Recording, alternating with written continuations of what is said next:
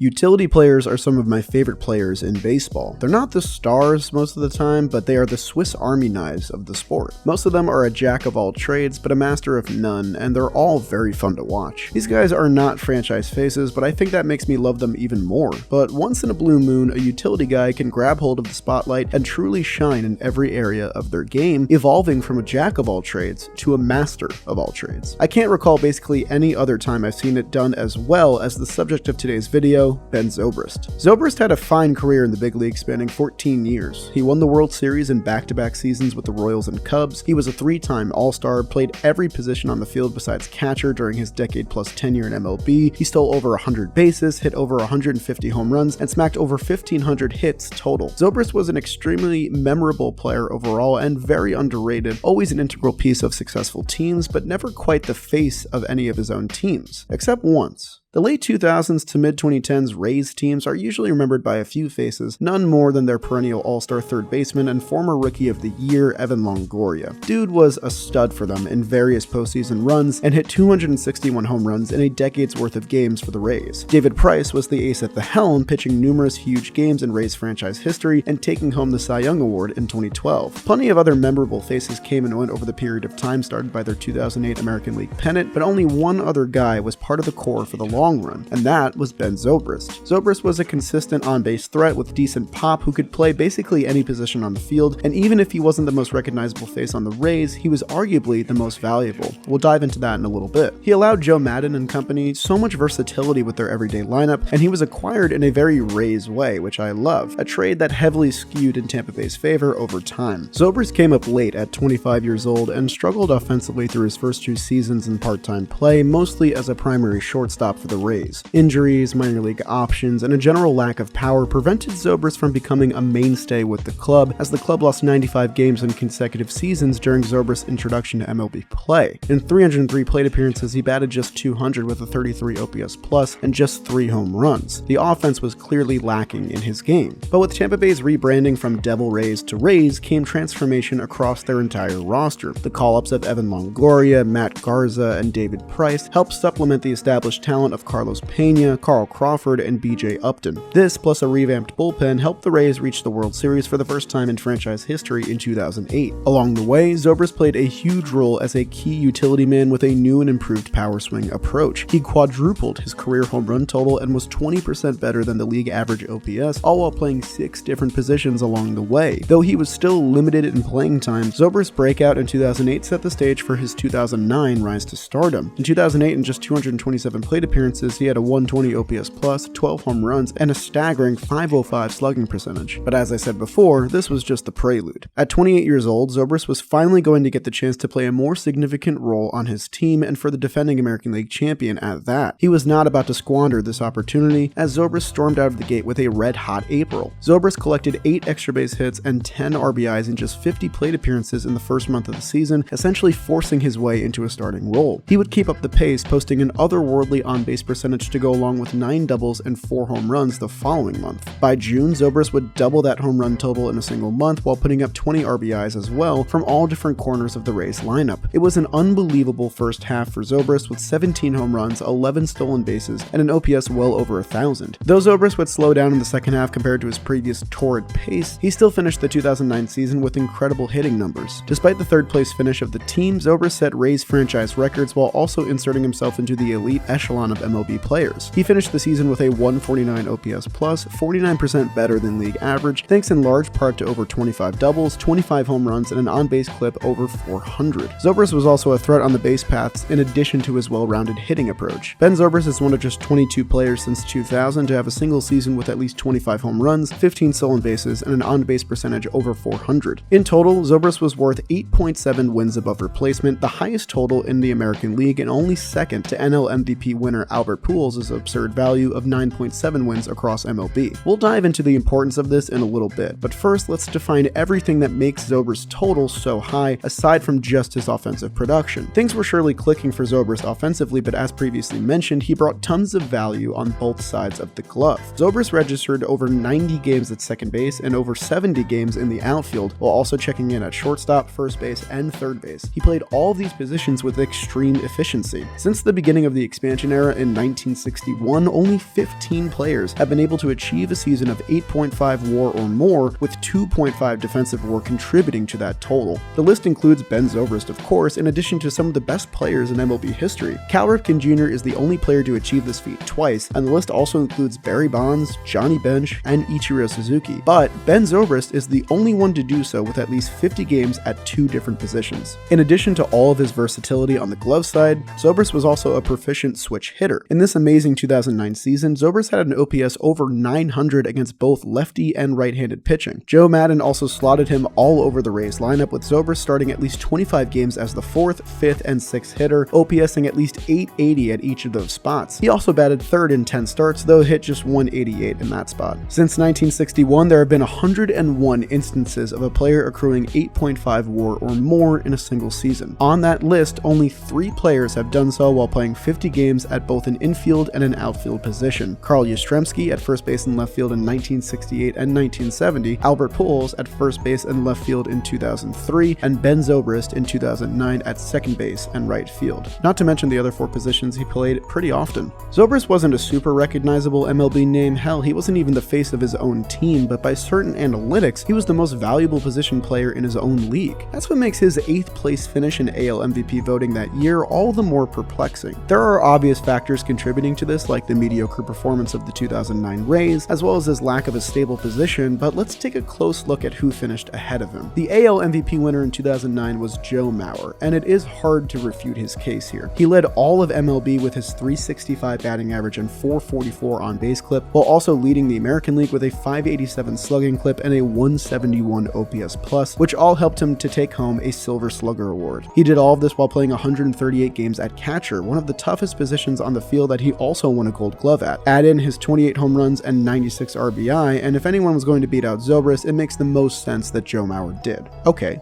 fine. But what about the rest of the pack? Only Mauer had a higher OPS plus than Zobrist. A quick look at the voting page for that year's race shows only 2 hitters ahead of Zobrist's .405 on-base mark in Derek Jeter and Kevin Youkilis. Again, only 2 hitters sat above Zobrist's offensive WAR value of 6.1. Shone Figgins, who finished 10th in voting, was the only better defender than Zobrist of those who received votes, with his 3.2 D-WAR. Second place Mark Teixeira was carried by his league-leading home run and RBI totals, and Miguel Cabrera, Kendrys Morales, and Jason Bay all finished ahead of Zobrist thanks to their respective 30 home run, 100 RBI campaigns. When you look at Zobrist American League ranks, he only tops the chart in a couple categories, but he has perhaps the most well-rounded case of any candidate in the 2009 race. While MVP voting has moved away from counting stats fixation in recent years, such was definitely not the case for Zobrist, unfortunately. Zobrist was top 4 in offensive WAR, defensive WAR, on-base percentage, OPS plus, and walk percentage, and even finished 7th in slugging at a .543 clip. You can definitely argue that Zobrist didn't deserve to win over someone like Joe Mauer, but the fact that he finished 8th in voting is the most egregious to me. The acronym MVP stands for Most Valuable Player, and in terms of value, Zobrist's ability to play 5 different positions, display switch hitting proficiency, hit well anywhere in the lineup, steal bases, draw walks, and also hit for both contact and power seems the most valuable to me. I like WAR as a stat because it shows a player's well-roundedness in every facet of the game, and in terms of the best overall player in 2009 in the American League, I truly believe it was Ben Zobrist. To have a hitter that can do pretty much anything on the field and with the bat and can steal bases, and you can put him wherever you want in the lineup and on the field, I think I'm going to take that every day of the week. Maybe that's just me. Anyways, the Rays would go on to win at least 90 games in each of the following 4 seasons, and Zobrist maintained his role as an everyday player for Tampa Bay. While he'd never again reached the peak that he had in his stellar 2009 season, he received MVP votes 2 more times and made another All-Star game in 2013. Zobrist sits comfortably in the top 3 of Rays franchise history for on-base percentage, hits, runs scored, runs batted in, doubles, stolen bases, and of course, wins above replacement. Later on, he won World Series titles with the 2015 Royals and 2016 Cubs, getting the go-ahead and winning RBI for the latter in Game 7 against the Cleveland Indians. He last played in 2019 with the Cubs before calling it a career at 38 years old. Zobrist had a really respectable career, and he's arguably the best utility player of our generation. Definitely one of the most underrated players of our generation too. I'll always wish that he had gotten the recognition he deserved in 2009, and if not for Joe Mauer's spectacular season, he might have just been the best hitter and fielder in baseball that year. Some things aren't meant to be, but I'm sure Zobrist doesn't mind too much since he's got 2 rings on his hand these days. And that'll do it for this video, but first, a quick word from today's sponsor, DraftKings. Baseball fans, you can take down your own big win with DraftKings Sportsbook, the official sports betting partner of MLB. MLB. This Saturday, new customers can bet just $5 and get $200 in free bets instantly, no matter what, win or lose. Want even more action? Well, you can combine multiple bets in a parlay for the same game, like which player will record a hit, which player will score a run, which pitcher will get a strikeout, and more. With same-game parlays, DraftKings customers have a better shot at making their bag even bigger if all their bets hit. DraftKings is safe, secure, and reliable, and best of all, you can deposit and withdraw your cash whenever you want. Download the DraftKings Sportsbook app now, use promo code JOHNBOY, bet $5 and get $200 in free bets instantly, no matter what. That's code JOHNBOY this Saturday at DraftKings Sportsbook, the official sports betting partner of MLB. Thank you to them for sponsoring today's video, and I'll see you guys next time.